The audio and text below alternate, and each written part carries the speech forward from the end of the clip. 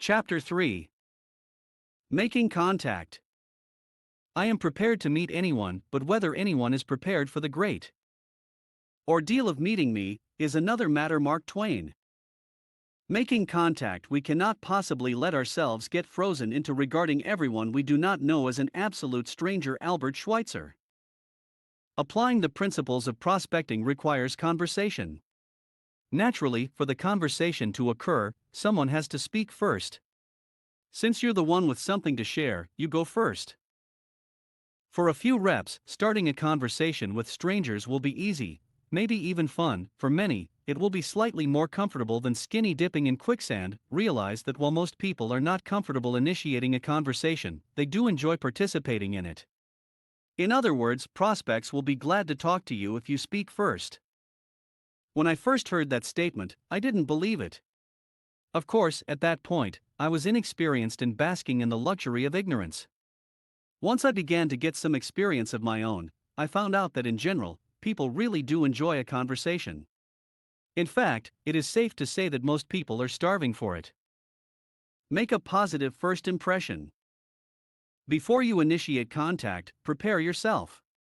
Your demeanor will set the tone of the entire encounter. The unspoken signals you give off can shout so loudly that the prospect may never hear your words. If you want to attract others, then be attractive. The next few sections may seem like common sense. Unfortunately, sometimes common sense is not so common. Be constantly aware of your facial expressions. This statement has nothing whatsoever to do with the appearance of your facial features. It's referring to how you are wearing your attitude on your face. It is hard to attract others when you have a scowl on your face. Don't overdo it. It's not necessary to go through your day grinning like a wall-mounted possum. You should, however, attempt to sustain a pleasant expression. If you frown all the way up to the moment you and the prospect make eye contact, then it's too late to smile. A sudden change of expression at that point is not genuine, and the prospect will see you as a phony. And rightly so. Another part of your demeanor is how you carry yourself. If you drag your feet when you walk, you appear lazy. Stand erect. Slumping over makes you appear defeated. Walk with purpose. People follow people who have a sense of who they are. If you want to have a team to lead, then carry yourself like a leader before you have the team. Looking upbeat and moving confidently are both important, but they are a waste of time if your speech is contradicting them. From the standpoint of speech, one of the worst things you can do is mumble. Mumbling shows a lack of confidence, so speak clearly. Another common speech mistake is talking too fast. When you first begin to prospect strangers, you may be nervous. This is perfectly normal. Don't let the fact that you're nervous make you even more nervous. If you are like I used to be, nervousness makes you talk fast. That's because your fear has the adrenaline flowing. If you come across as nervous, it may cause the prospect to keep his guard up. If nothing else, talking fast will make you hard to understand. Keep practicing. The nervousness will subside over time. Give yourself time to grow with the process. The worst thing you can do is let your apprehension keep you from prospecting at all. Classify the target. As you prospect strangers, you will encounter two types of prospects: stationary targets and fixed targets. In referring to the prospects as targets, we are merely having some fun with our subject. Proper prospecting is always a win-win proposition. A stationary target is a prospect that you know you can have access to on a regular basis. Typically, you will consider a target stationary because of his location or job. For example, the person running a dry cleaner that you frequent is a stationary target. You know from experience that the store's manager always seems to be there when you drop in. You have an advantage when prospecting stationary targets, because you have plenty of opportunities to build rapport with them over an extended period. A moving target is a prospect that you meet in passing. The term moving does not mean that you follow him around like a puppy looking for a chance to start a conversation. By moving, I mean that in all likelihood, you and the prospect will cross paths only once right now. You only get one chance to prospect a moving target. An example of a moving target is the person on the opposite side of a gas pump you are using. Eye contact. In some scenarios, especially with moving targets, the moment of eye contact is the best time to initiate a conversation. It isn't imperative that you wait for eye contact, but when eye contact does occur, it is the most natural time to start. If you look at each other and no one speaks, you may find it awkward to strike up a conversation later. Opening lines. Don't knock the weather. 9/10 of the people couldn't start a conversation if it didn't change once in a while. Ken Hubbard. An opening line is a question or statement designed to initiate a conversation. Don't confuse opening lines with magic questions. The purpose of an opening line is merely to get a conversation started. Depending on how the conversation unfolds, you may or may not ever get to the magic question. Because of the need to engage quickly, effective opening lines are essential with moving targets. In contrast, opening lines are not as crucial with stationary targets because with stationary targets, it's easy to develop rapport over time. Examples. I have several opening lines that work well. This section lists some of them along with sample scenarios in which they are applied. Most of the conversations I have with moving targets start with one of these lines. That's because even though I don't prospect everyone I meet, I use the same opening lines with all new acquaintances. As you study them, keep in mind that over time, you'll develop your own lines that fit your own personality and prospecting style. Scenario 1. You are pumping gas. There is a person on the other side of the pump filling his car as well. You decide to initiate contact. You, how's it going? Prospect, pretty good. You, merely pretty good? I'm sorry, straight face. Prospect, actually, it's going great. You, so you lied to me the first time, grin. I provide this as the first example because it is the approach I use the most often, same words, different scenarios. Many of the conversations follow this script word for word. If Jack does chuckle, you're off to a great start.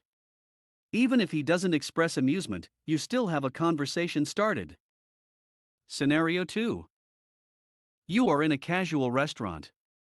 At the table next to you is a person reading a newspaper. After watching for a short while, you observe that the person is completely engrossed in the newspaper. You, is there any good news in there? Prospect, not really. You, I gave up on the news a long time ago. Think of this line as a test probe. Sometimes, lone readers are alone by choice. Sometimes they have no interest in a conversation. After this probe, you will have a good idea if the prospect will participate in further conversation. Scenario 3. You're in a casual restaurant. At the table next to you is a person working on a laptop. You notice that he also has papers strewn about, perhaps his phone is lying out on the table. You in sales? Prospect, yeah. You really? What do you sell? You may think that assuming he's in sales is risky. It isn't, experience shows that he probably is in sales. Even if he's not, you still got the conversation started. In that case, instead of asking what he sells, ask him what it is that he does do. The point is not whether you guess correctly. The point is to start a conversation. Scenario 4. You're on the 5th floor of the office building where you work. It's lunchtime, and you press the down elevator button in anticipation of leaving the building. As you enter the elevator, you see that another person is already aboard. You reach out to press the button but stop short upon seeing that it's already lit. Now, put an expression of surprise on your face, look at the other person, and say this: how did you know I was going to the 1st floor?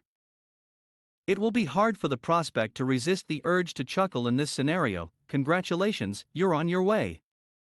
Notice that these first scenarios begin with a question.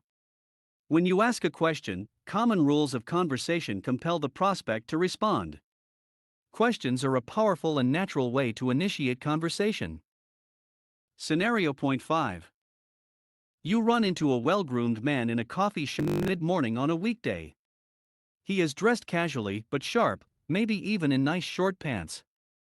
He is sitting relaxed and not engaged in work of any type. Perhaps he is reading the Wall Street Journal. You have the impression that he's an executive enjoying a day off. I'll need your job. Prospects, why's that? Are you kidding? Relaxed and casual on a weekday, what's your secret? In my experience, this is one of the easiest conversations to pursue. Why? Because the more successful Jack is, the more confident he is, and in general, the more open-minded he will be. After the above discourse, you will know whether to proceed. One time I used this exact approach, and the prospect turned out to be the founder of an international network marketing company. Naturally, he wasn't a candidate for my opportunity, but the resulting conversation proves that the principles of prospecting really do get results. Take these lines and use them as is or create your own. The main concept here is to have a small set of opening lines that you draw upon for use with prospect after prospect. When the prospect speaks first, it is generally agreed that hello is an appropriate greeting because, if you entered a room and said goodbye, it could confuse a lot of people. Dolph Sharp. Occasionally, the prospect will beat you to the punch and speak to you before you speak to him. These people are asking to be prospected. If you don't want to disappoint them, have some responses ready. Typically, they will ask something like, "How's it going?" Here are some of my favorite responses. 1. If I was any better, I'd have to charge admission just to say hi. 2. I'll tell you what, if I was doing any better, I'd have to sit on both hands to keep from hugging myself. 3. If I was any better, I'd be twins. And trust me, that's a scary thought. 4. Well, I'm able to sit up and take nourishment. 5. Who wants to know? 6. Just wondering, but I'm getting better. How about you? 7. If I was any better, you wouldn't be able to stand it. The question is, how are you doing? 8. Well, I was doing excellent, but now I'm doing even better. 9. Well, when I woke up, I didn't see red velvet or candles.